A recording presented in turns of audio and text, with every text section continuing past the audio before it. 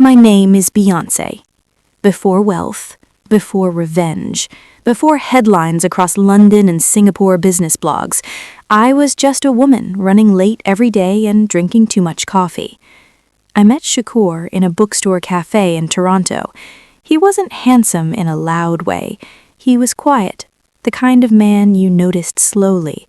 Tall, dark curly hair that fell into his eyes, worn leather jacket like he'd owned it forever, hands that moved slowly when he spoke, like he was shaping his thoughts in the air.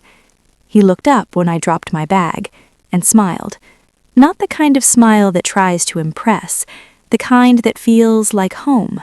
We talked for 3 hours without noticing time. Books, music, childhood dreams. He listened deeply, not waiting for his turn to speak. When he laughed, his eyes closed slightly like he trusted the moment. That was the first crack in my defenses. Love didn't arrive loudly, it grew quietly. He would walk me to the subway even when it snowed. He learned how I liked my tea without asking. He kissed my forehead before my lips, like respect came before desire. One night we cooked together. I stood barefoot in his kitchen wearing his oversized sweater. He watched me from across the counter, not with hunger, but with awe. "You look like peace," he said softly. That sentence changed something inside me. Later, he pulled me closer slowly, giving me time to step away if I wanted. I didn't. His kiss was patient, exploratory, not taking, discovering. And when we made love that night, it felt like two people choosing each other consciously, not just falling into attraction. His hands memorized me. Not rushed, not greedy, like he was learning a language he wanted to speak forever. My sister Layla entered our lives like sunlight, warm, loud, charming. She worked in London finance, sharp suits, sharper tongue. Shakur admired her intelligence. I admired her confidence. At first, she supported us. "You finally found someone stable," she told me. But then something shifted. Tiny comments. "You're too emotional for him. You know ambitious men need stronger partners." Small seeds, small doubts. I didn't notice when admiration turned into interference. Jay arrived like a storm, American tech billionaire, offices in New York, Berlin, Tokyo, confidence like armor. He met me at a business conference in Switzerland. He saw potential where others saw hesitation. "You think small because you're loyal to small people," he said. I should have walked away. Instead, I listened. He offered mentorship, investment, a future bigger than I imagined. Daniel felt uneasy. "I don't trust him," he told me quietly, but Layla encouraged it. "This is your chance," she insisted, and slowly I began drifting. Success changes rhythm. I traveled more. London, Los Angeles, Dubai. Calls became shorter, kisses became rushed. Shakur never demanded attention, which somehow hurt more. One night he asked gently, "Are you still here with me?" I laughed it off, but inside I knew something was slipping. Jay started appearing everywhere. Late dinners, private meetings, a hand resting too long on my back. He spoke like he understood me better than anyone. I didn't see the trap forming. The truth arrived like a knife, a message meant for someone else, a contract hidden behind layers of legal language. Jay had been positioning my company for acquisition, not partnership, control. And Layla, my sister, had helped him. She believed he would elevate us both. She thought Shakur was holding me back. I confronted her. She didn't deny it.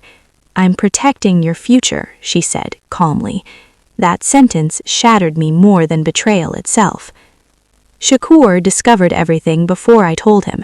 He didn't shout, didn't accuse. He just looked tired. "I don't recognize you anymore," he whispered. That hurt more than anger. He left that night. No drama, just absence. And suddenly, success felt cold. I let Jay think he had won. I agreed to deeper collaboration. I smiled at galas in Paris, held his arm in public, let headlines suggest romance. Inside, I watched, learned, collected information, because revenge is not rage.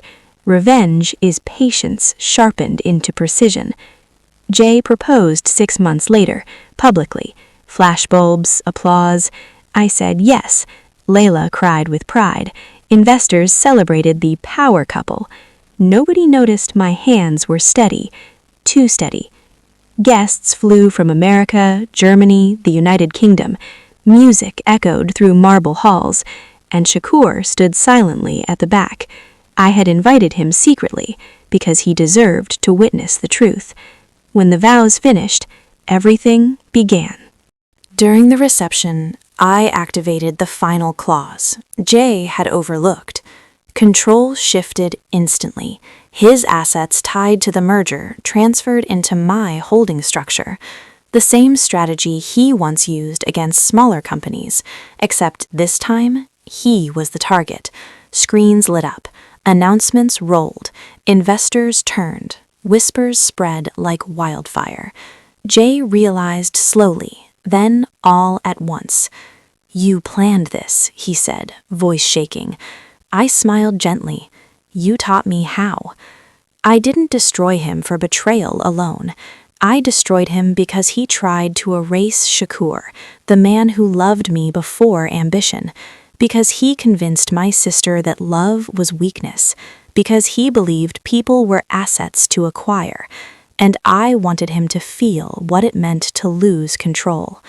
Layla cried, not for him, for herself, for realizing she had mistaken power for protection. Shakur waited outside, rain falling softly. We didn't rush toward each other. We stood quietly, two people who had lived separate storms. "Why invite me?" he asked. "So you could see I came back," I said. "Not to revenge, to myself." We didn't return to old patterns. We started slow. Long walks, late-night talks, learning each other again. One evening in New York, he kissed me differently, deeper, certain, not afraid to claim space. And I realized something. Love after loss is stronger because it is chosen with open eyes. Did I marry Jay? Yes, for exactly 3 hours, long enough to take everything he built on lies, long enough to end the game. Shakur didn't forgive me immediately. Trust takes time, but he stayed.